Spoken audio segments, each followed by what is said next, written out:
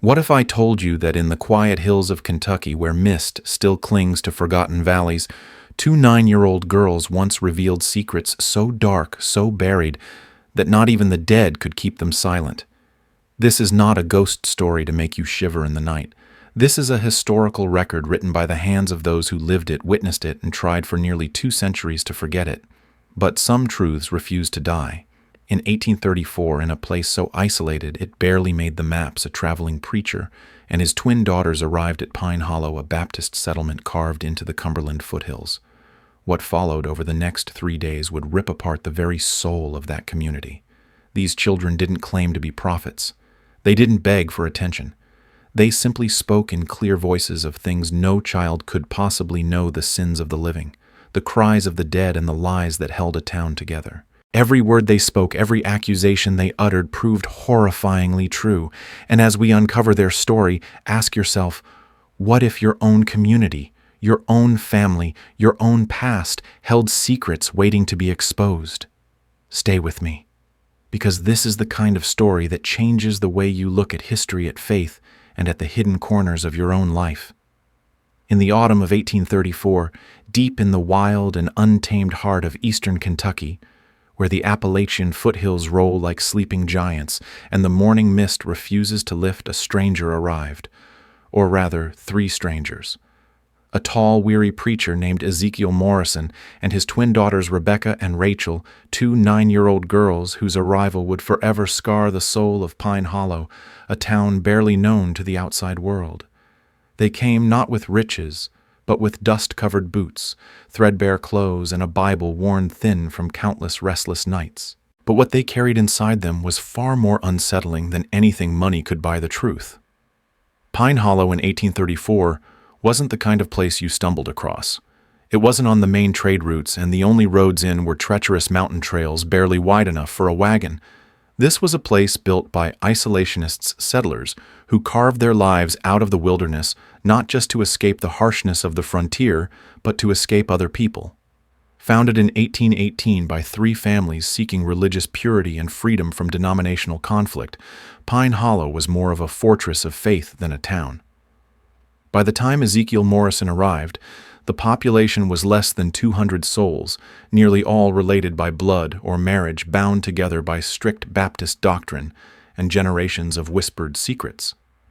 The center of their lives was a modest wooden church, built from the tall oaks and cedars of the surrounding hills. It wasn't just a place of worship. It was their courthouse, their community center, and in many ways their only connection to something larger than themselves. At the helm was Pastor William Phillips, a man who had left the comforts of Lexington, a thriving city, in comparison to shepherd these forgotten souls.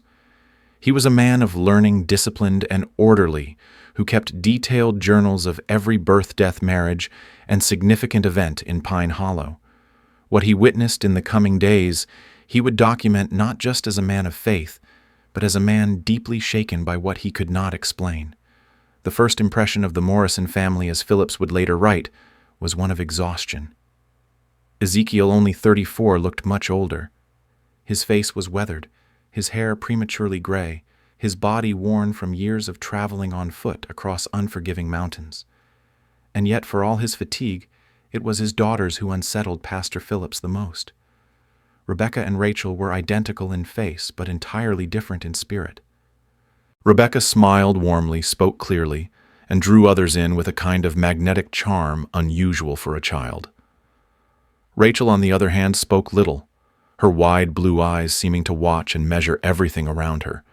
But the real strangeness wasn't in their appearance, it was in their awareness. They looked at the people of Pine Hollow not with the curiosity of children, but with the quiet understanding of souls far older. That first evening, as they shared a humble meal with the Phillips family, the first crack in the world as Pine Hollow knew it appeared, out of nowhere Rebecca turned to the pastor's wife and asked, "Did the roses by your east fence survive the blight that nearly killed them 3 summers ago?" The room fell silent. Mrs. Phillips dropped her spoon, her face turning pale. That rose blight had been a deeply personal heartbreak. She had spoken of it to no one outside the immediate community. And yet, here was this child, smiling gently, speaking of it as if she had walked those very gardens herself. When asked how she knew, Rebecca simply shrugged and said she had dreamt about roses while walking. This was only the beginning. What the people of Pine Hollow did not yet understand was that the twins' dreams weren't dreams at all. They were glimpses into hidden realities, windows into sins buried beneath years of prayer and denial. Pastor Phillips noted in his journal that night in handwriting that shook slightly across the page, "There is something unnatural about these children, and yet something strangely innocent too, like lanterns forced to carry a darkness not their own." Unbeknownst to the community, the Morrison family had already witnessed similar moments in other Appalachian towns. Wherever they traveled, stories followed tales of spiritual renewal, families mending old feuds and entire congregations waking up to face truths they had buried for years. Some credited Ezekiel's impassioned sermons, but those who paid closer attention realized something deeper was at play. The true change always came after quiet conversations with the twins away from the pulpit, where secrets could no longer hide. By the time the sun set behind the Cumberland ridges that night, the people of Pine Hollow welcomed the Morrisons as weary travelers, unaware that their arrival would unearth the very sins upon which the town had been built. What they did not know, what no one could have known, was that by opening their homes to these three strangers, they had invited the ghosts of their past to speak once more. And some voices once heard can never be silenced again. The night after their arrival, the wind howled across the thin wooden walls of the Phillips cabin, rattling the shutters like restless fingers. But it wasn't the storm outside that kept the Morrison twins awake. It was the dreams. Rebecca and Rachel didn't sleep like normal children. Their nights weren't filled with innocent visions of play or family warmth. Instead, they became trapped in landscapes of memory and regret that didn't belong to them. And in Pine Hollow, those dreams grew darker than they had ever been before. Pastor Phillips, rising before dawn, as was his habit, found Ezekiel Morrison seated by the dying embers of the hearth. The man's Bible was open across his knees, but his eyes stared not at Scripture, but at something distant, something heavy. When Phillips gently asked if everything was all right, Ezekiel hesitated before answering. "They dreamt last night," he said softly, his voice carrying a weight beyond mere exhaustion. "They dreamt of this place, but not as it is today. They saw it, as it was when blood still stained the floorboards." Phillips felt a chill settle over him despite the warmth of the fire. He had heard many traveling preachers speak of visions and spiritual revelations, but there was something different in Ezekiel's tone. This wasn't zealotry. This was resignation. Before he could respond, small footsteps approached from the doorway. Rebecca stood there, her blonde hair tousled from sleep, but her eyes unsettlingly awake. She looked directly at Pastor Phillips and spoke in a voice that was steady, almost gentle. "Pastor, in your church beneath the third floorboard from the altar, there's something hidden that shouldn't be there. Rachel saw it in her dream. And I dreamed about why you put it there." The words struck Phillips like a blow to the chest. He staggered back, heart pounding. Only one person in the world knew what was hidden beneath those floorboards, and it was himself. 3 months earlier, in a moment of weakness that shamed him to this day, Phillips had hidden a brown glass whiskey bottle beneath the altar. He had wrapped it in a cloth, a piece of his infant son's baby blanket, long since faded to a soft blue.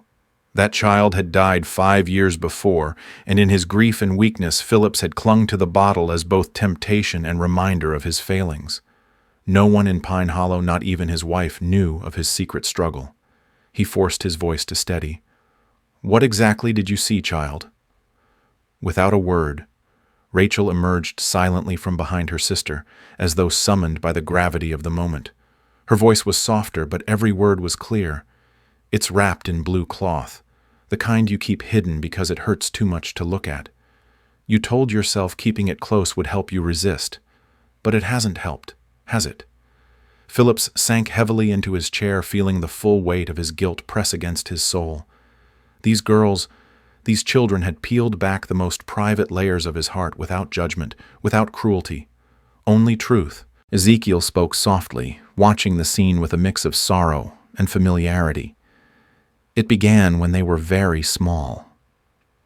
At first I thought it was just a child's intuition, but as they grew older, the dreams became more specific. They see things no one has told them, things no one could tell them. The wind outside eased for a moment, and in that brief quiet Phillips felt a dread he had never known in all his years of ministry. What kind of power could these girls possess? And more importantly, why had it brought them here? But as the morning light filtered through the window, illuminating the worn pages of Ezekiel's Bible and the tired faces around the fire, Phillips also felt something else, something unsettling but undeniable. Honesty. Brutal, unavoidable honesty. The day ahead would test the limits of what Pine Hollow thought it knew about God, truth, and the secrets people buried deep enough to almost forget. But the twins didn't allow anyone to forget. They carried the past like a lantern in the dark, illuminating what others would rather leave unseen. Pastor Phillips would later write in his journal in words both trembling and resolute. They see without asking. They speak without judgment. They expose without cruelty. And yet in their presence no man can hide from his own conscience. That Sunday the Morrison twins would take their place among the pews of Pine Hollow's church. And what they revealed next would not only shake the faith of the congregation, but unravel the very fabric of the community itself. Because when children speak the truth that adults have spent their lives hiding from, there is no sanctuary strong enough to protect you from yourself. Sunday morning in Pine Hollow was usually quiet, a simple gathering of worn hands folding in prayer and voices rising in familiar hymns. But on that cold November morning, something else hung in the air, a tension so thick it seemed to press against the church's wooden walls. Beneath the surface of polite greetings and bowed heads, every heart carried a private fear. Somehow they sensed, whether by instinct or dread, that the Morrison twins were about to see straight through them. And they did. Ezekiel Morrison delivered a sermon that day with the same passion that had revived countless Appalachian churches before. His voice carried conviction, calling for confession, repentance, and renewal. On the surface, it was a message of hope.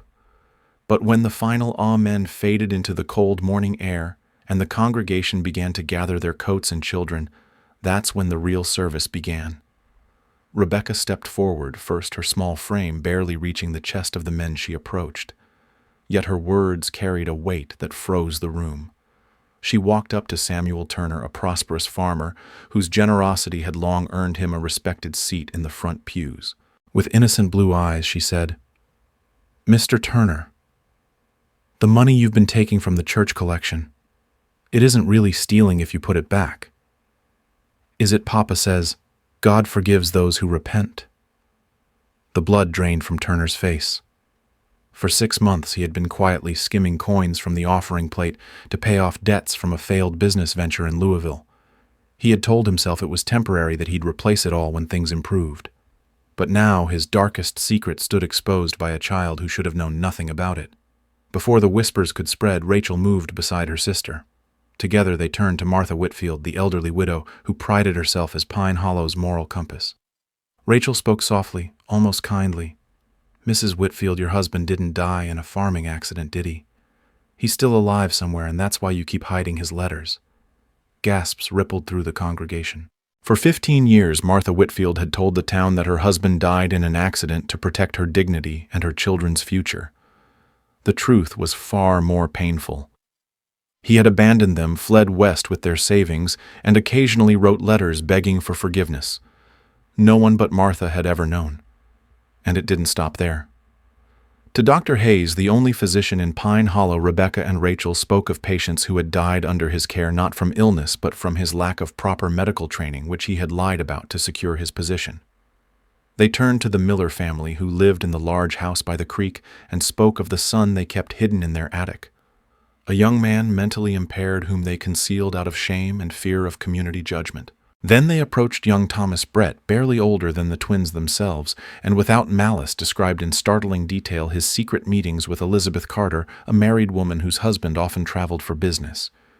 Their affair had been the subject of whispered rumors, but now it stood exposed in the clear morning light.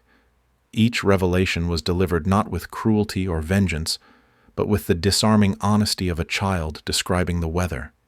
It was this innocence, this lack of anger, that made their words so devastating. They were not accusing. They were revealing. The congregation stood frozen faces, pale and hands trembling. No one could speak. No one could deny what they knew in their hearts to be true. It was as if God himself had peeled back the fragile facade they had built and forced them to stare into their own shame.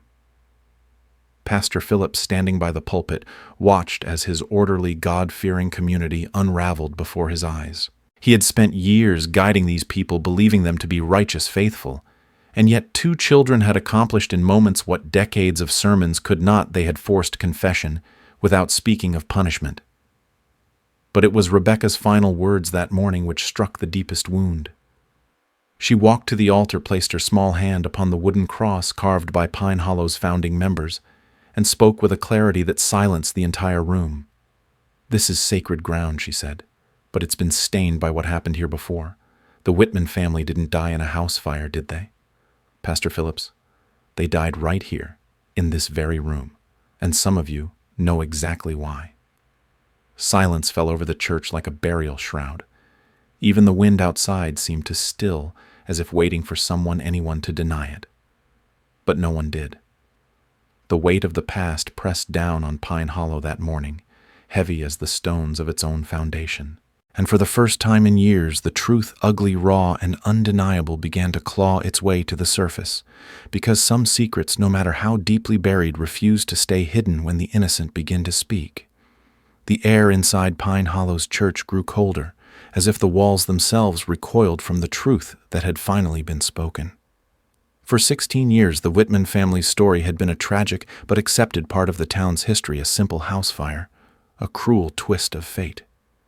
But now, in the quiet voice of a child, a much darker truth was taking shape, and there was no turning back. Elder Thompson, a man who had helped build Pine Hollow with his bare hands, and now carried 73 years of weariness in his bones, rose slowly from his pew. His joints cracked as he stood, and his voice, though roughened by age, cut through the silence like a blade.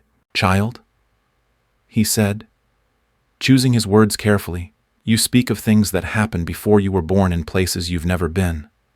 How could you possibly know what you claim to know?" Rebecca turned to him, her blue eyes steady and calm, carrying the unsettling wisdom of someone far beyond her years. Without hesitation, she spoke details that no outsider, let alone a child, could ever have known. "Faith Whitman had a birthmark on her left shoulder," she said softly. Hope Whitman had one on her right ankle. Faith always carried a wooden doll her father carved, and Hope wore a silver locket with her mother's hair inside. The night they died, Faith was wearing her blue Sunday dress, and Hope was still in her nightgown because she was ill with fever. A gasp escaped from somewhere in the crowd. Elder Thompson's wife, seated beside him, clutched his arm, her eyes wide with fear. Every detail Rebecca spoke was true, details known only to the Whitman family and those who had been there that night. Details buried with the dead. Rachel stepped forward, then her voice quiet but piercing. "They didn't die in a fire. They came here to this church because someone was chasing them. They hid behind the altar. But they were found anyway." For a long moment, no one spoke. Pastor Phillips felt the blood drain from his face. He had heard whispers over the years, fragments of conversations that stopped abruptly when he entered the room, sideways glances exchanged between elders when the Whitman tragedy was mentioned. He had noticed, too, how certain families always left flowers at an unmarked spot in the cemetery, a place without a headstone, as if paying tribute to a memory no one dared speak aloud. But never, not once, had anyone suggested that the church itself had been the scene of the crime. Samuel Turner, still pale from his own exposure earlier that morning, suddenly stood and tried to reclaim control. "This is madness," he declared, his voice trembling with something between anger and fear. "These children are spinning lies to frighten us. There is no way they could know such things." But even as he spoke, others in the room began to recall strange happenings over the years. Mrs. Carter, the town matriarch, whispered about stains that had once appeared on the church floor, dark stains that no amount of scrubbing could remove. Old Benjamin Foster spoke of the nights when the wind howled through the loose boards, carrying what sounded like children crying in the dark. And then there was Dr. Hayes, who stepped forward, his voice hesitant but precise. 3 years ago, when I helped repair the eastern wall of the church, we found something unusual mixed in with the foundation stones, what looked like small bone fragments. At the time, we told ourselves it was animal remains. But now, the words hung in the air, heavy and undeniable. Ezekiel Morrison, who had remained silent through much of this, finally spoke, his voice carrying a quiet gravity. I've seen this before, in other towns and other congregations. My daughters, they don't ask to see these things. But once they arrive, the truth refuses to stay buried. Pastor Phillips could hardly breathe. Everything he had built his life upon, his faith, his ministry, his belief in the righteousness of Pine Hollow, was unraveling before his eyes. The church, the very sanctuary where he had baptized children, married couples, and buried the dead, was not sacred ground after all. It was a crime scene. But perhaps the most terrifying thought of all was not the crime itself. It was the realization that so many in the room already knew. They had known for years, and yet they had said nothing. Phillips turned to Ezekiel, his voice barely steady. How do your daughters know these things? What kind of gift allows them to see what was hidden for so long? Ezekiel's face, lined with grief and weariness, softened with a mixture of sadness and clarity. I ask myself that every day. Their mother Sarah had what some called the second sight, but what the girls carry goes beyond anything she ever knew. They see not only what happened, but why. And that is a burden no child should bear. At the front of the church, Rebecca and Rachel stood side by side, and for the first time since their arrival, they looked like what they truly were, small, vulnerable children caught in the storm of something much larger than themselves. Rebecca spoke once more, her voice softer, now touched by something almost like sorrow. We don't choose what we see. The dreams come whether we want them to or not. We see what was, what is, and sometimes what will be. And with that, the shadows of Pine Hollow's past no longer belong to whispers and rumors. They belong to the daylight, and daylight, once it touches the truth, leaves nothing the same. That night, long after the congregation had scattered in uneasy silence, Pastor Phillips found himself unable to rest. The church that once offered him peace now loomed like a monument to guilt. The words of the Morrison twins echoed in his mind about the blood that had stained the floorboards, the cries of children, and the truth that had never been spoken aloud. He knew that to deny it any longer was to deny his own conscience. In the flickering light of a single candle, Phillips returned to the church archives, a cramped, dust-choked corner beneath the choir loft, where decades of records lay stacked and forgotten. Births, deaths, marriages, everything dutifully recorded in neat handwriting, yet somehow incomplete. There had always been something odd about the winter of 1818, the year Pine Hollow was founded. Records from that time were sparse, as though someone had intentionally written as little as possible. And then he found it. Buried beneath weathered ledgers and fading baptismal rolls, Phillips discovered a slim, leather-bound journal. Its pages were water-stained, fragile, yet the handwriting was unmistakable. Pastor Hayes, his predecessor, whose steady leadership had helped establish Pine Hollow in its earliest, most fragile days. But what the journal contained was not a simple account of births and sermons. It was a confession. Page after page detailed Hayes's growing concern in the winter of 1818. He wrote of Jacob Whitman, a respected blacksmith, and one of the community's founding members who had uncovered a terrible secret. Hayes never stated it plainly, perhaps out of fear, but the meaning was clear. Some of Pine Hollow's early settlers had financed the town's beginnings not through hard work alone, but through violence. Travelers passing through the mountains, often carrying gold and supplies for settlements further west, had gone missing. Their bodies were never found. Their possessions, Hayes feared, had been used to build the very church that now stood over their unmarked graves. Jacob Whitman had confronted the other leaders, demanding they confess publicly and make restitution. But instead of repentance, the elders chose silence and bloodshed. On the night of December 20th, 1818, according to Hayes's trembling script, Whitman and his family sought sanctuary in the church, believing sacred ground would protect them. But the leaders followed, and what happened next was a crime so dark that Hayes could only write, "The Lord forgive us all for what was done." I heard the children crying. And then, silence. The final entry, dated December 22nd, was almost illegible from what appeared to be tears smudging the ink. Elder Thompson and the others insist we must protect the community's future, that the truth would destroy us all. I have agreed to their plan. May God have mercy on my soul. Phillips sat frozen, the journal trembling in his hands. It was true. Every word the twins spoke had been true. And worse yet, the leaders of Pine Hollow, those he had trusted, admired, even looked to for spiritual guidance, had not only murdered a family seeking justice, but built their church atop the very crime they sought to bury. But how could the Morrison twins know this? How could two children born years later and raised hundreds of miles away know details recorded only in a hidden journal that Phillips himself had never seen until this very night? As he sat in stunned silence, a soft knock interrupted his thoughts. Turning toward the door, Phillips found Rebecca standing in the moonlight, her face calm but serious, her braided hair catching the pale glow like threads of silver. "Pastor Phillips," she said gently, "you found Pastor Hayes's journal, didn't you? The one he hid behind the loose stone in the foundation." Phillips felt the air leave his lungs. She had described exactly where he had found it, behind a cracked stone near the altar, where a faint draft had led him to search. "How did you know where it was?" he asked, his voice barely a whisper. Rebecca smiled, a sad, knowing smile. "Faith showed me. In a dream. She said Pastor Hayes was a good man forced to do bad things. She wanted someone to finally know the truth. For a moment the room was silent, but for the crackling of the candle. And in that quiet, Phillips realized something terrifying, yet undeniable. The twins weren't guessing. They weren't imagining. They were listening to the voices that Pine Hollow had tried to silence for 16 years. With a heavy heart, Phillips looked down at the journal once more. There was no denying it now. The foundations of Pine Hollow were built not just with timber and stone, but with blood, betrayal, and lies.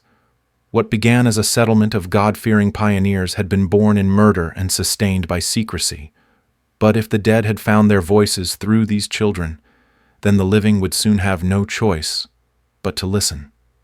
And so, as the first rays of dawn crept over the dark hills of Kentucky, Pastor Phillips prepared himself to confront a truth he could no longer deny. The question now was not whether the crimes had been committed. The question was, what would happen to a community built on the bones of the innocent once those bones were finally unearthed? Just as Pastor Phillips began to grasp the horrifying truth buried beneath Pine Hollow, the arrival of an outsider threatened to pull the entire town into the light of day.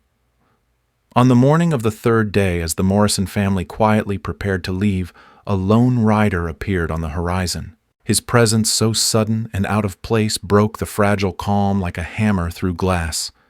He was Thomas Brennan, a solicitor from Lexington. Dressed in a tailored wool coat, his demeanor was polished and professional, a stark contrast to the rough-hewn settlers of Pine Hollow.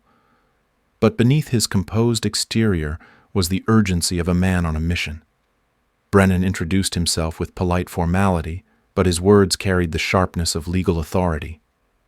"I represent the estate of Marcus Webb," he explained over a stiff cup of coffee at Pastor Phillips's table, "a businessman who vanished near these parts in 1818. In going through his personal effects after his death last spring, we found documents suggesting he had dealings with individuals from Pine Hollow. I'm here to trace the disposition of certain funds that, let's say, went missing under suspicious circumstances." The name Marcus Webb struck Pastor Phillips like thunder. He remembered reading it in Pastor Hayes's journal. Webb was one of the travelers who had disappeared along the mountain trails, believed murdered for the fortune he carried to Tennessee. The realization hit hard. The crimes of Pine Hollow were no longer whispered ghosts in the church attic.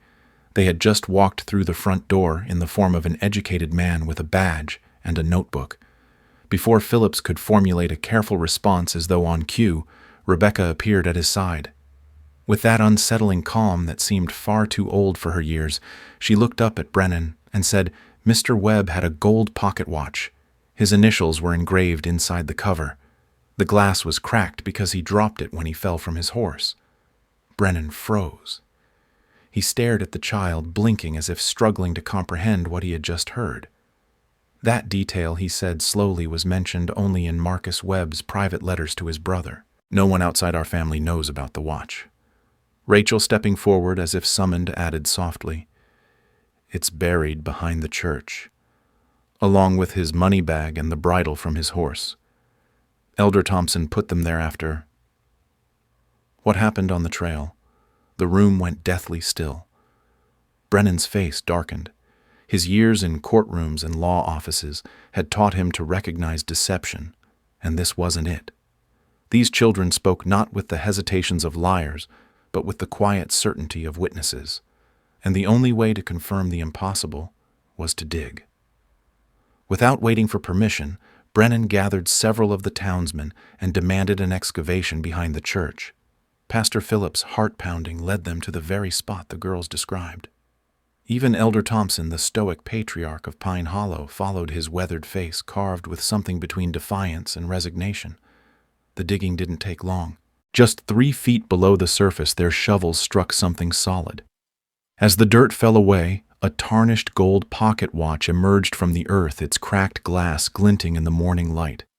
Brennan opened the cover with shaking hands, revealing the engraved initials M.W. Beside the watch lay a rotted leather money bag and the remnants of a horse's bridle, its leather strap long decayed but unmistakable in shape. Everything the twins had described was there precisely where they said it would be. For Brennan, the evidence was damning. For Elder Thompson, it was a ghost come to life.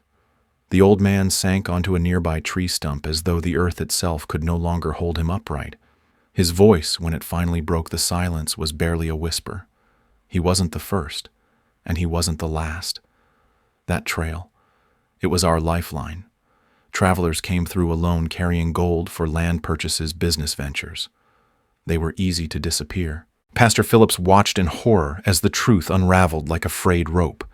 Pine Hollow had not been built by faith alone, but by calculated murder and theft. And now the outside world had finally come knocking. But Brennan wasn't finished.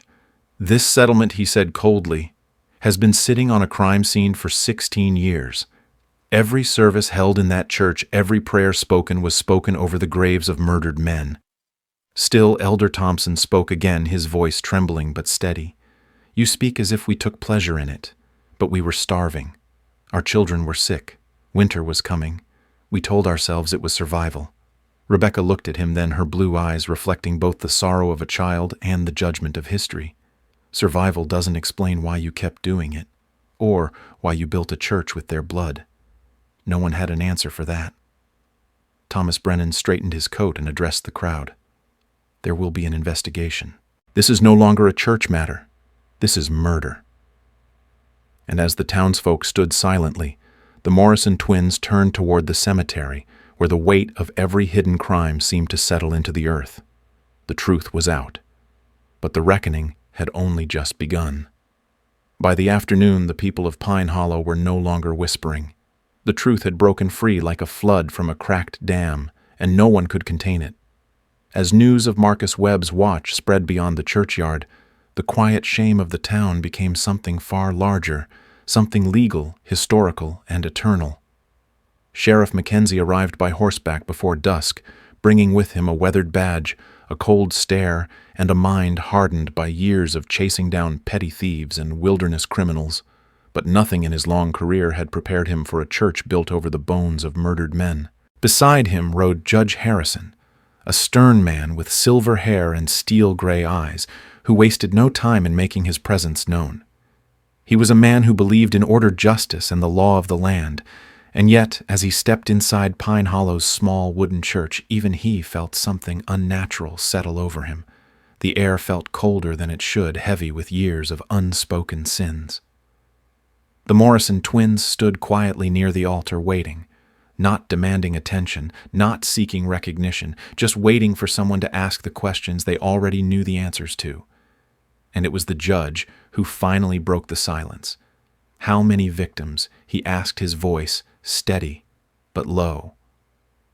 Rebecca and Rachel exchanged one of their now familiar glances, an unspoken understanding passing between them. Rebecca spoke first. 11 men, over 3 years. Most were travelers alone carrying money for land purchases or business deals. Rachel continued seamlessly. One was a preacher like our papa. He had gold coins sewn into his saddlebag. He never reached Tennessee. A murmur spread through the gathered crowd like wind through brittle leaves. Sheriff Mackenzie, skeptical but thorough, pulled out his worn notebook and thumbed through faded entries. When he found the name Samuel Collins, a preacher reported missing in September of 1819, his face paled slightly. Even the description of Collins's horse, a bay mare, with a white star on her forehead, matched the twins' words exactly. But the horror was far from over. The judge turned to Elder Thompson, whose face had grown pale and hollow with each new revelation. "Do you confess to these murders?" he asked. The old man, now stripped of his authority and pride, nodded weakly. "I do, but the truth is worse than what you've heard." The room fell silent save for the distant creak of the rafters. Thompson's voice cracked as he continued. "The Whitman family. They didn't stumble upon our crimes by accident. Jacob Whitman was my brother-in-law. I told him everything believing that family loyalty would protect us. But he had a conscience. He demanded we confess and make restitution to the families of the men we killed." Thompson wiped a shaking hand across his face. "He threatened to ride to Lexington and turn us all in. We couldn't let that happen. Too many people depended on what we had built here. Too many innocent families would suffer if Pine Hollow was destroyed." It was Rebecca who interrupted the silence, her voice clear but gentle. "Tell them about the babies." The words hit Thompson like a hammer. His knees nearly buckled beneath him as he whispered, "Dear God, how do you know about that?" Judge Harrison's voice was sharp. "What babies?" With tears streaking his weathered cheeks, Thompson confessed what no one in the church could have imagined. Mary Whitman was pregnant, 8 months along, with twins. His voice broke. They might have lived if we'd helped her instead of what we did. Rachel spoke then, her soft voice filling the heavy silence. "That's why we see them in our dreams." Faith and Hope Whitman weren't the only children who died that night. Their unborn sisters cry out too. 4 children lost in one night because of what you did. The congregation sat frozen, grappling with a truth that shattered everything they thought they knew about life, death, and the boundaries between them. These weren't just crimes against men, they were crimes against families, against children, against innocence itself. Sheriff Mackenzie placed Elder Thompson and 2 other elders, Samuel Bradford and Marcus Perry, under arrest. Their faces showed not defiance, but a hollow resignation, as though they had been waiting 16 years for someone to finally drag their sins into the daylight. But Judge Harrison wasn't finished. Before we proceed with charges, he said, his voice echoing against the walls that now felt like a tomb, "We must know the full scope of these crimes. Where are the bodies? Where are the others who died?" The Morrison twins closed their eyes. When Rebecca spoke, her words were chilling in their simplicity. "Some are in the old mine shaft east of town. Others were thrown into Devil's Creek, where the current runs deep.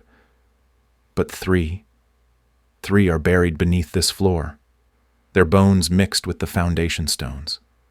The church fell deathly silent. Pastor Phillips felt his stomach twist. For years he had preached sermons, baptized believers, and celebrated communion above unmarked graves. Every prayer he had offered had risen from a floor built on murder. Sheriff Mackenzie, now pale, turned to Judge Harrison. "Your Honor, we'll need to excavate the church itself." "And we will," the judge replied grimly. "But first, we must face the reality that this sanctuary, this place of worship, was never holy. It was a grave from the very beginning. And so, with shovels and trembling hands, they prepared to dig beneath the altar, to tear open the earth and reveal whether the dead had truly been speaking through the dreams of 2 innocent children. The next morning, the church that had once echoed with hymns became a courtroom. Judge Harrison, unwilling to hold this trial in secrecy, gathered every able-bodied soul of Pine Hollow beneath the timbered rafters of the sanctuary. What better place to confront the truth Then in the very room where it had been buried, sunlight streamed through the cracked windows, casting long, cold beams across the altar where prayers and murder had shared the same floor.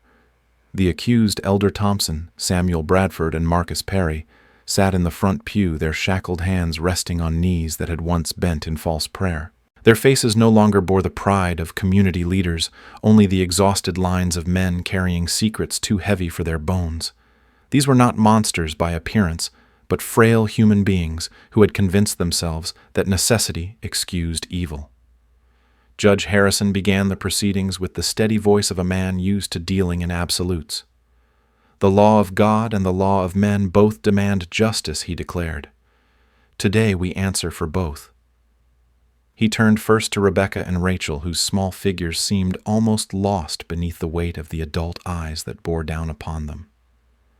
Miss Rebecca, Miss Rachel Harrison, said, his voice softened but resolute. Tell this court how you know what you know. Rebecca spoke first, her voice clear in the cold morning air. Faith Whitman told me in a dream. She showed me the places where the men were killed. She showed me the nights when the crying didn't stop. She said the ones who killed her family also killed the travelers who came through these mountains. Rachel finished her sister's thought without missing a beat. They wanted someone to remember them, someone to tell the truth. A murmur passed through the crowd, a mixture of skepticism and growing dread. The twins spoke of these events not as if repeating stories they had been told, but as if they had been there themselves, watching the horrors unfold. Judge Harrison leaned forward, searching their faces for signs of deceit, but found none. "Are you claiming to speak with the dead?" he asked plainly. Before the girls could answer, Ezekiel Morrison rose from his seat, his voice calm but firm. "Your Honor, my daughters do not claim to understand their abilities. They simply report what they see, and what they see has been proven true wherever we've traveled."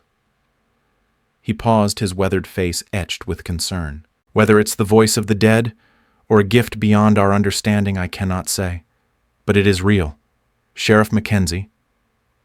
A man rooted in facts and evidence addressed the girls directly. How many people exactly were murdered along these trails? The girls exchanged one of their haunting glances before answering. Rebecca spoke first. 11 men over 3 years. Most of them were traveling alone with money for land deals or church donations. Rachel continued. One was a preacher, like Papa. He was going to build a church in Tennessee. His horse was a bay mare with a white star on her forehead. Mackenzie flipped through his weathered notebook, scanning his records. His face paled as he confirmed the truth. That matches the disappearance of Samuel Collins. Same year, same description of the horse. We searched for him for months. The weight of undeniable evidence settled over the room like cold stone.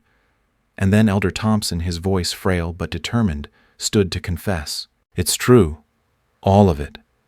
But there is something worse still, something I must answer for." The room fell silent. The old man's voice cracked, but his words carried through the church. "Jacob Whitman wasn't just my brother-in-law. He was my friend. I told him everything, believing he would protect our secret. But Jacob had a conscience. He demanded that we make amends, that we confess to the authorities. When he threatened to expose us, we followed him here. He brought Mary and the girls to the church, thinking this place would protect them." He paused, tears welling in his eyes. "We betrayed that sanctuary. And worse, Mary was 8 months pregnant with twins when we killed her." A collective gasp filled the air. Even hardened men wept openly. The crime was worse than murder. It was the slaughter of an entire family of innocent lives not yet born. Rachel stepped forward, her voice soft but steady. "That's why we see them so clearly. Faith and Hope Whitman weren't the only ones who died that night. Their unborn sisters died too, 4 children crying for justice.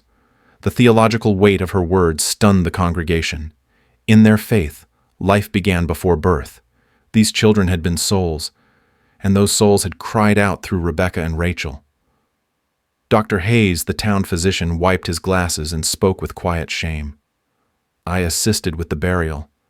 I saw the evidence of Mary's pregnancy. But we told ourselves the babies wouldn't need burial rites because they had never been born. Ezekiel Morrison. His voice breaking slightly spoke for them all. Every soul matters to God, even the ones we try to forget. Judge Harrison, steadying himself against the altar, spoke the final words of the day's hearing. Elder Thompson, Samuel Bradford, Marcus Perry. You stand accused of the murder of Jacob Whitman, his wife Mary, their 4 daughters, and 11 travelers whose only crime was trusting you. The accused bowed their heads in silence. But the most chilling moment came when Rebecca, with quiet finality, said, "There are still others." What happened here didn't end in 1820. The shadows of Pine Hollow run deep, and in that moment, every person in the room realized the reckoning was only beginning. As the sun dipped below the Appalachian hills, casting long shadows across Pine Hollow, the weight of what had been confessed filled the air like smoke that refused to clear. But for all the community's horror, no one seemed to notice the 2 smallest figures in the room standing silently beneath the worn wooden cross. Rebecca and Rachel Morrison, only 9 years old, yet carrying the grief of generations, stood as still as stone. Their faces pale, their shoulders trembling from exhaustion no one could see. They were children, and yet they were not. They were witnesses, messengers, bearers of pain they never asked for. Pastor Phillips, whose own faith had been shaken to its core, finally found the courage to approach Ezekiel Morrison, who watched his daughters with a mixture of pride, sorrow, and helplessness. "How long have they carried this burden?" Phillips asked softly. Ezekiel's face tightened, the lines of hardship deepening as he spoke. "Since they could speak. At first it was simple things, feelings, glimpses of people's kindness or sadness. I thought they were just sensitive girls. But as they grew, the dreams came. Dreams filled with voices, faces they had never seen, places they had never visited, and always the dead, calling out to be heard." He paused, his voice thick with fatigue. "I tried to shield them." "But how do you protect a child from what lives in her own mind?" Phillips could not answer. Few could. That night, as darkness swallowed the church and the last of the townsfolk drifted home in stunned silence, Ezekiel sat with his daughters by the dying fire. The questions he had avoided for years finally found their voice. "Do you ever wish you didn't see these things?" he asked gently. Rebecca rested her head on his shoulder, her voice no louder than the crackling embers. "Sometimes, I wish I could just be a girl who plays with dolls and picks wildflowers." Rachel nodded beside her, her gaze distant. "But the voices don't stop. They find us even when we try to hide. It's like we've been chosen for something we don't understand." And there in that quiet cabin, Ezekiel spoke the truth he feared most. Maybe you were. Maybe God gives the hardest burdens to those who can bear them. Or maybe the world is broken in ways we can't explain, and you've been asked to carry its cracks. Outside, the wind howled through the valleys as if agreeing. By morning, the community gathered again, but this time the mood was not angry nor defensive. It was broken. Men who once stood tall as leaders now bowed their heads in shame. Mothers clutched their children tighter. People who had thought themselves righteous were now forced to see their reflection in a shattered mirror. Pastor Phillips stood before them, his voice steady despite the storm inside him. "We cannot undo what has been done, but we can decide what we do next." He paused, glancing at Rebecca and Rachel. "These children, they didn't come to judge us. They came to remind us that what we bury in silence never stays buried forever." And yet, even as he spoke of healing, the town knew something darker lingered. Rebecca had warned them the murders did not stop with the deaths of the Whitman family. Others had learned from the founding fathers of Pine Hollow. They had taken the same paths, used the same methods, and shed innocent blood in the name of survival or worse, greed. Ezekiel, his daughters standing at his side, gave one last warning before they prepared to leave Pine Hollow. "My daughters are not fortune tellers. They do not curse or bless. They only see what is already there. If you want peace, you must live in truth. Otherwise, the shadows will follow you wherever you go." Rebecca added quietly, "The dead don't ask for revenge. They ask to be remembered. and they ask for the lies to stop. But the exhaustion in her young voice betrayed what no one else had dared to speak aloud. No child should ever have to carry the weight of an entire town's sins. As they packed their few belongings, Ezekiel paused one last time at the church door. He looked at Pastor Phillips, who now bore the burden of rebuilding a shattered community. "Pray for them," Ezekiel said. "Pray for the ones who stay blind and the ones who can't forget. But mostly, pray for the children who see too much." The Morrison twins walked hand in hand down the muddy trail leading out of Pine Hollow, their footsteps light but their hearts heavy. They did not look back, and in the stillness they left behind, Pine Hollow stood at a crossroads, face its history, or be consumed by it once again. The question facing Pine Hollow wasn't whether they were guilty. That truth had been dragged into the light, undeniable and raw. The question now was what they would do with that truth. Could a town built on blood ever be redeemed? Or was its very foundation too rotten to be saved? Judge Harrison stood before the congregation in the cold morning light, his expression carved from the same stone as the mountains beyond. He had heard confessions before. He had sentenced men to prison and gallows. But what Pine Hollow presented was something deeper. A community, not an individual, had committed the crimes. Every building, every fence post, every school desk had been paid for with stolen lives. What punishment could fit such a crime? He spoke plainly. This settlement was built on murder. Every nail driven into these walls, every dollar that funded your homes, your church, your lives, it all came from blood. You tell yourselves it was for survival, but survival never justifies the slaughter of the innocent. A hush fell over the room. "The law demands restitution," Harrison continued. "The victims' families must be compensated. The community must return what it has taken, even if that means losing everything." It was a devastating verdict. For the residents of Pine Hollow, their homes were their legacies. Their land was their future. But none of it, the judge insisted, rightfully belonged to them. He ordered the sale of the church, the schoolhouse, and any property purchased with stolen money. The funds would go toward compensating the families of the murdered travelers, Marcus Webb's estate first among them. The implications hit like a falling tree. Pine Hollow, as they knew it, would cease to exist. A murmur of protest rose among the people, but it died quickly. No one could argue with what lay beneath their feet, the bones of men who had never returned home. Pastor Phillips, his voice steady but sorrowful, stood beside the judge. "The church itself must be consecrated anew. We will remove the remains, bury them properly, and build a memorial so these crimes are never forgotten. If we rebuild, it cannot be on these bones.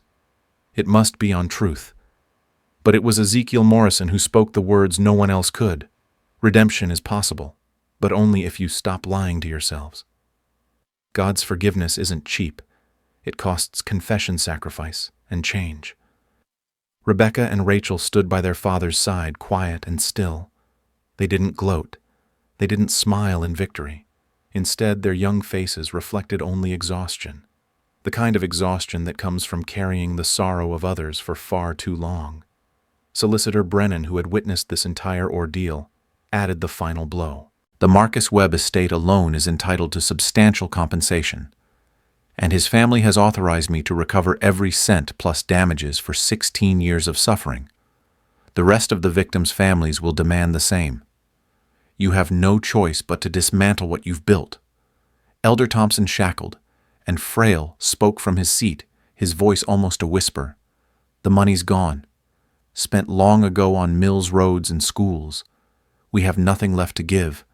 Then the land, the buildings, and the legacy of this place will serve as payment," Judge Harrison declared. "The settlement of Pine Hollow will be dissolved. Its people will scatter. The name itself will be remembered only for what happened here." The words fell like a final judgment. The community sat in stunned silence. Families who had spent 16 years building a life now faced losing it all. Children would be uprooted. Elderly residents would be forced to leave the only home they'd ever known. All of it, everything lost to the crimes of their leaders. But then, in the heavy stillness, Rebecca Morrison spoke one last time. Her voice was soft, but it carried to every corner of the church. "This place can't be saved. But maybe the people can be. If you carry the truth with you wherever you go, maybe you'll build something better next time." Rachel placed her hand on her sister's arm, adding, "But if you try to bury this again, the voices will find someone else to tell the story. And it won't be as kind next time." Judge Harrison nodded gravely. "Then let the reckoning end here, not with revenge, but with remembrance." As the congregation left the church for what would be the last time the Morrison family remained behind for a moment, Ezekiel placed his weathered hand on the altar. "Let what was stolen be repaid. Let what was hidden be known. And let these children finally rest." And so Pine Hollow began to die. Not with fire, not with violence, but with the quiet departure of a people forced to confront the truth. Redemption had a price, and Pine Hollow paid it in full. The town of Pine Hollow may have been sentenced to disappear, but the shadows it cast refused to fade so easily. On the morning of their departure, as townsfolk packed what little they could carry and prepared to dismantle their homes, Rebecca Morrison turned one last time to the congregation that had gathered in the muddy street. Her words would haunt them far longer than any court ruling. "The killings didn't end when you buried the Whitman family," she said, softly, her voice nearly lost in the mountain wind. "They just changed hands. Evil doesn't vanish when you close your eyes. It waits for someone else to pick up where you left off." A hush fell over the crowd. Judge Harrison, Sheriff Mackenzie, and Solicitor Brennan exchanged uneasy glances. Even with confessions and convictions, the case was not over. Rebecca's warning hinted at something worse, something ongoing. Rachel stepped forward beside her sister, her face pale but certain. "The mine shaft where you hid some of the bodies, others found it. They learned your secrets. They learned how easy it was to make people disappear on these trails, how to bury sins deep enough that no one would look for them." The words hit Pine Hollow like a second hammer blow. What the founders of the town had begun as a desperate crime of survival had become a template for future wickedness. The method lived on, passed down through whispered stories inherited by those with no guilt in their hearts, only opportunity. Judge Harrison's voice was low and sharp. "Are you saying that murders are still happening along these trails?" Rebecca nodded slowly. "Not the same men. They're too old now, but others." The crimes continued. Maybe smaller, quieter, but they never stopped. The judge turned to Sheriff Mackenzie. "We'll need to reopen every missing persons case from the last 20 years. Re-examine every unsolved disappearance along this valley." Mackenzie, his jaw set tight, gave a single nod. "This won't end with Pine Hollow's collapse. There are people in these hills who think the wilderness will cover their sins, but we'll find them." But in the crowd, Pastor Phillips saw something more terrifying than guilt. He saw weariness. The townspeople weren't shocked by what the girls had revealed. They were resigned. Some had known. Others had suspected but had chosen the safety of silence over the danger of truth. Ezekiel Morrison, standing quietly as his daughters spoke, finally addressed the gathering. "This is what happens when you bury the past instead of confronting it. It festers, it spreads, and it consumes the next generation. What your fathers did out of desperation, others have done out of greed." He paused, letting the words settle like cold mist. "And if you don't stop it now, your children will carry these same sins on their shoulders." For the first time, the people of Pine Hollow understood the true horror of their legacy. The murders weren't isolated tragedies of the past. They were a sickness that had infected their culture, their stories, their very identity. The silence, the cover-ups, the justifications, they had allowed evil to become a tradition. Solicitor Brennan, ever the pragmatist, spoke up. "The land itself is cursed by what happened here. Sell it. Salt the earth if you must. But no one should live here again." The judge agreed. "The law will do what it can. But the burden of truth belongs to each of you. Tell your children what happened here. Tell them the truth, even if it shames you." And yet, even with all this, there was an unsettling calm in the Morrison twins, as if they knew that Pine Hollow was only one of many places where secrets rotted beneath the surface. Rachel looked out at the mountains beyond. "There are other places like this, other towns that tell themselves they're righteous while hiding what they've done. This won't be the last time someone hears the voices of the forgotten. Rebecca took her sister's hand. But maybe if someone listens, it'll be the last time they're ignored. As the sun set over Pine Hollow for what felt like the final time, the people began dismantling their lives. Board by board, stone by stone, they took apart the very buildings they had once called sacred. The church was stripped of its altar, the pews sold, the schoolhouse emptied.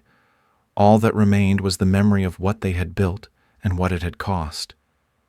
And somewhere in the quiet hills, past the old mine shaft and the cold waters of Devil's Creek, the wind carried with it the lingering voices of those who had died for the sake of others' comfort. In the end, Pine Hollow did not fall to fire or flood. It fell to truth. But whether that truth would end the violence or simply move it somewhere else remained a question no court could answer. 3 weeks later, Pine Hollow was gone. Not burned, not abandoned in haste, but carefully dismantled by the very hands that had built it. Homes were taken apart, board by board. The church, once the heart of the town, was stripped to its foundation. Every beam, every nail, every stone was sold off with the proceeds sent to the families of those who had died along those forgotten trails. The town that once stood as a beacon of faith in the wilderness was erased, leaving behind nothing but hollow fields and the faint imprint of footsteps that could never be retraced. But though Pine Hollow vanished from maps, it did not vanish from memory.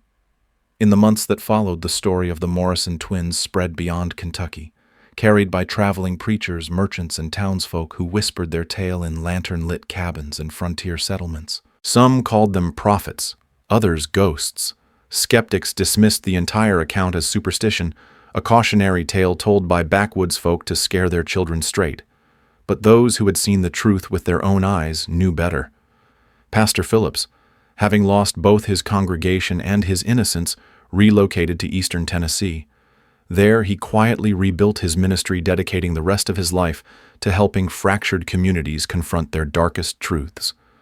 Though he rarely spoke of Pine Hollow by name, his sermons always carried the weight of a man who had once stared into the heart of human darkness and survived it. Judge Harrison's report on the Pine Hollow investigation filled 47 pages. His closing words would be quoted in legal circles for decades to come. This case challenges our understanding of justice, of moral debt, and of whether crimes truly die with the men who commit them. While science may never explain the Morrison children's knowledge, the accuracy of their testimony cannot be denied. Perhaps some truths are too powerful to remain buried forever. And what of the Morrison family? That is where history fails us. After leaving Pine Hollow, the Morrisons continued traveling the Appalachian circuit, visiting forgotten churches and isolated communities where whispers of sin and sorrow still clung to the walls. Wherever they went, reports followed stories of old secrets exposed, of conflicts resolved not by force, but by facing the painful truth. Yet, by the early 1840s, they vanish from the historical record. No death certificates, no gravestones, no census entries, as if they had simply walked out of history and into legend. Some say the twins grew up, learned to silence the voices in their dreams, and lived out their days in peace. Others claim they never stopped hearing the cries of the dead, forever wandering from town to town, unable to lay down their burden. And in the most remote corners of Appalachia, travelers still tell strange stories of two sisters no older than 9 who appear in towns on the edge of collapse. Towns with secrets buried so deep that only innocence could reveal them. They say these girls arrive without warning, reveal the truth with terrifying accuracy, and disappear before the dust can settle. Whether they are the original Morrison twins, their spiritual legacy, or something else entirely, no one knows. But what is undeniable is the truth they left behind. Pine Hollow became a cautionary ghost story, a reminder that no matter how deeply we bury our crimes, they remain waiting for someone brave enough to uncover them. The lessons of that forgotten church still resonate today. That survival without conscience leads to ruin, that silence protects the guilty more than the innocent, and that truth, no matter how painful, demands to be heard. And perhaps that is the real gift of the Morrison twins. Not their strange ability to speak with the dead, but their ability to make the living face themselves. Years later, dusty files from the Pine Hollow case would sit in the Kentucky State Archives, Pastor Phillips's journals, Sheriff Mackenzie's evidence reports, Judge Harrison's final ruling. Future generations could read every confession, every piece of physical evidence, every tragic detail, and still be left with the same unanswered question. How did two children know what no living person could have told them? Was it divine intervention? An unexplained human intuition? Or something far older than either, something that lives in the spaces between life and death, between memory and silence? No one could say. But the Morrison twins taught the world one undeniable lesson. Truth, like energy, can neither be created nor destroyed. It can only be hidden, buried, or ignored until the right voice calls it back to the surface. And sometimes those voices belong not to the powerful or the wise, but to the most unlikely among us children, carrying the weight of a world too broken to protect them. And somewhere far from the crumbling remains of Pine Hollow, those voices are still speaking, waiting for someone brave enough to listen. Even after Pine Hollow faded from sight, its story refused to rest. In the quiet corners of Kentucky and the Appalachian trails where fog drifts like restless spirits, the legacy of that forgotten town still lingers, not in stone or timber but in memory. Because Pine Hollow wasn't just a place, it was a warning. As the months turned to years, people who had once called Pine Hollow home settled elsewhere. Some tried to start over in towns untouched by their past, but the stain of what they'd done, or what they had allowed to happen, followed them. In whispered conversations over campfires and nervous glances exchanged at Sunday services, the past was never far away. They spoke less of the murders and more of the truth they had ignored. For 16 years they had lived atop a graveyard and convinced themselves it was a sanctuary. Pastor Phillips, now older, his voice quieter but his resolve sharper, found himself speaking in distant churches about the cost of denial. He spoke not of ghosts or visions, but of human weakness, the kind that lets men trade their conscience for comfort. His sermons no longer promised simple redemption. They warned of what happens when people bury the truth and call it righteousness. But as for Rebecca and Rachel Morrison, their story was far from over. For a time, their names surfaced in other towns, places where disappearances stopped after the twins left, or where long-forgotten crimes suddenly came to light. Some called them angels, others curses. But the truth was far more human. They were children who carried the grief of the dead because no one else could or would. And then one day they vanished from public sight. No records of their deaths, no confirmed sightings, only stories. In some versions, they grew up and lived quiet lives in the hills of Tennessee, finally free from the voices of the forgotten. In others, they continued wandering from town to town, never staying long, never sleeping peacefully, always hearing the cries of the past. There are even whispers, far stranger still, that the twins weren't entirely human, that they were vessels for something older than history, something that speaks when human conscience fails. But maybe the real answer is simpler. Maybe they were just two little girls given a burden no child should carry, forced to grow up in the shadows of other people's sins. Years later, a traveler passing through the Cumberland foothills wrote of meeting two strange girls sitting by a dried-up well. They asked him questions no stranger could know. About his regrets, about the thing he stole in his youth, about the family he left behind in shame. He left Pine Hollow's ruins the next morning, shaken, but somehow lighter. Whether the girls were real or imagined, he never could explain. The ruins of Pine Hollow eventually became overgrown. Trees split the foundations, vines choked the grave markers, and the trails once used to lure travelers into ambush faded into wild thickets. Nature reclaims what man abandons. But deep beneath the earth, the bones remained. Silent reminders of what happens when a community sacrifices truth for survival. But even as the physical town disappeared, the moral questions it raised endured. How many other Pine Hollows exist in forgotten corners of the world? How many towns are built on silenced voices and unmarked graves? How many crimes are buried beneath monuments of faith, progress, and prosperity? And perhaps the most haunting question of all, What would it take for us today to hear the voices we choose not to hear? The Morrison twins taught us that the dead don't rest when injustice goes unanswered.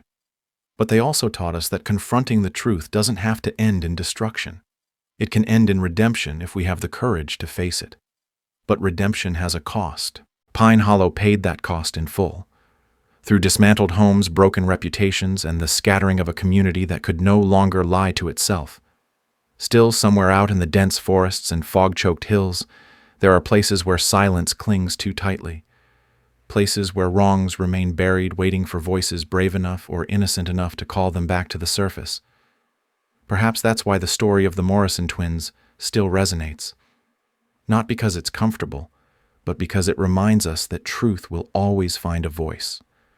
Whether in the cries of children, the confession of the guilty, or the quiet questions that haunt us late at night. And so the story of Pine Hollow is not truly finished. Because as long as there are secrets left unspoken, injustices left unrighted, and voices still waiting to be heard, there will be someone somewhere who remembers. And maybe, just maybe, they'll listen. The story of Pine Hollow is not just a haunting tale from the past, it's a mirror we still need to look into today. It teaches us one simple but devastating truth. Silence protects the guilty. When we ignore what we know to be wrong, when we bury uncomfortable truths to preserve comfort, we build our lives on foundations that will eventually collapse. The people of Pine Hollow convinced themselves they were building something righteous, something that would protect their families. But in the end, the cost of that protection was the loss of their souls and their entire community. This isn't just about a forgotten town in 1834. It's about our workplaces, our families, and our own personal struggles. Every day we're faced with the choice to speak the truth or stay silent, to confront what's wrong or to pretend it doesn't exist. And the longer we pretend, the heavier that silence becomes. The Morrison twins remind us that truth finds a way. Whether through the voices of children, the pain of those we've wronged, or the guilt that keeps us awake at night, what we try to bury never stays buried. If we want peace, real peace, not just the absence of conflict, we must face our wrongs, speak our truths, and stop waiting for someone else to clean up the mess. So ask yourself today, what truth have you been running from? What secrets are still shaping your life in ways you don't want to admit? The past only controls you when you refuse to confront it. If this story made you think, hit that subscribe button, give it a like, and share it with someone who needs to hear this. Let's create a community where hard truths are spoken with courage and where no story stays buried forever.